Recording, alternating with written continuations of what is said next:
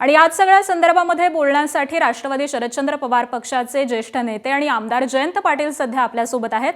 जयंतजी नमस्कार, एबीपी माझामध्ये आपलं स्वागत आहे। खरं तर मवियाची बैठक पार पडलेली आहे आणि या बैठकीला आपण देखील नव्हतात। खरं तर आपल्याकडे जबाबदार आमदार म्हणून पाहिलं जातं, या सगळ्यांमधील आपण ज्येष्ठ नेते आहात, आपण नेमके या बैठकीला का नव्हतात? रविवारी आमची जी बैठक झाली त्यात ठरलं होतं की 23 तारखेला ही बैठक घ्यायची आणि 24 तारखेला मला माझ्याकडून कमिटमेंट होती। मला लक्षात नव्हतं आलं की विधानसभा चालू आहे, त्यामुळे 1-1.5 महिन्यापूर्वी मी 2 लग्न स्वीकारलेली होती, त्यामुळे त्या लग्नासाठी मला जाणं आवश्यक होतं आणि म्हणून 23 तारीख ठरलेली होती। पण त्यानंतर सबसिक्वेंटली ती 24 करण्यात आली आणि त्यामुळे माझा नाईलाज झाला। त्यामुळे मी दानवे साहेब माझ्याशी फोनवर बोलले आणि दानवे साहेबांना मी गैरहजेरीचं कारण रात्री संध्याकाळी उशिरा सांगितलं। कारण मी माझ्या सहीनेच आमच्या राष्ट्रवादीच्या सर्व आमदारांना विधानसभेच्या विधान परिषदेच्या पत्र दिलेलं होतं की 24 तारखेच्या बैठकीला हजर राहा। त्यामुळे माझा नाईलाज होता, कारण माझ्याकडून चुकून जयंतजी आपलं कारण तर समोर येतच आहे, मात्र आपल्या पक्षामधील इतर 5 जे आमदार होते ते देखील गैरहजर असल्याची माहिती मिळते। त्यांची नावं देखील आमच्या समोर आलेली आहेत, त्यामुळे त्यांचं नेमकं काय कारण होतं? आणि एकूणातच 23 हा आकडा खूप मोठा आहे, त्यामुळे मवियाची चिंता ही उद्धव ठाकरेंनी देखील व्यक्त केलेली आहे की एकी आपल्यात नक्की आहे का, असे अनेक सवाल उपस्थित होतात। जयंतजी नाही, ते ठरवत असताना दिवस सर्वांना कन्व्हिनियंट ठरला नाही, त्यामुळे असा एक विचार होता की पुढच्या सोमवारी किंवा पुढच्या मंगळवारी ठरवावं, कारण हा आठवडा जो आहे तो 26 तारखेपासून परत सुट्टी आहे। त्यामुळं थोडासा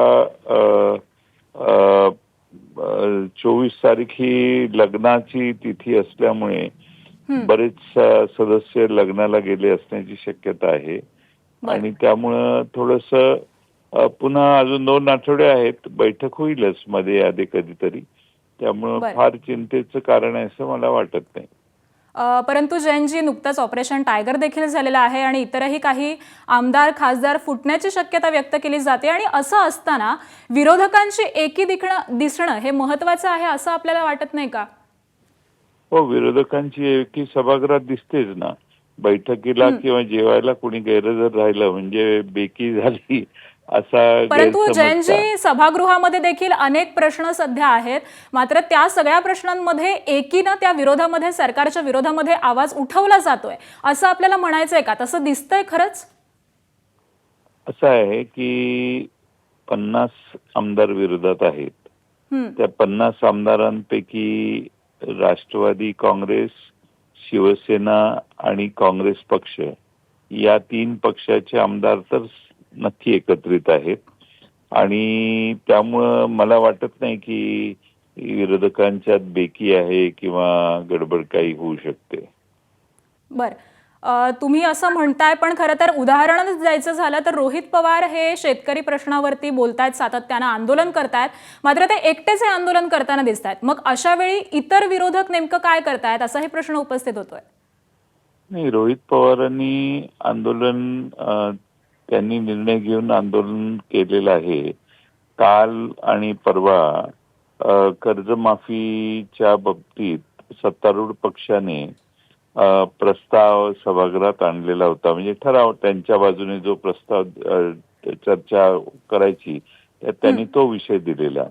तर कर्जमाफीच्या बद्दल सर्व विधिमंडळ सदस्यांनी आपापली मतं देखील त्यात मांडलेली आहेत। उत्तर येईल, पण मतं मांडून झालेली आहेत। रोहित पवार सभागृहात असतील तर तेही बोलले असतील, मला माहित नाही, कारण काल मी नव्हतो, त्यामुळं त्यावेळी आपली मतं मांडायची संधी प्रत्येकालाच होती। ठीक आहे पाटीलजी, धन्यवाद या सगळ्या सविस्तर प्रतिक्रियेबद्दल।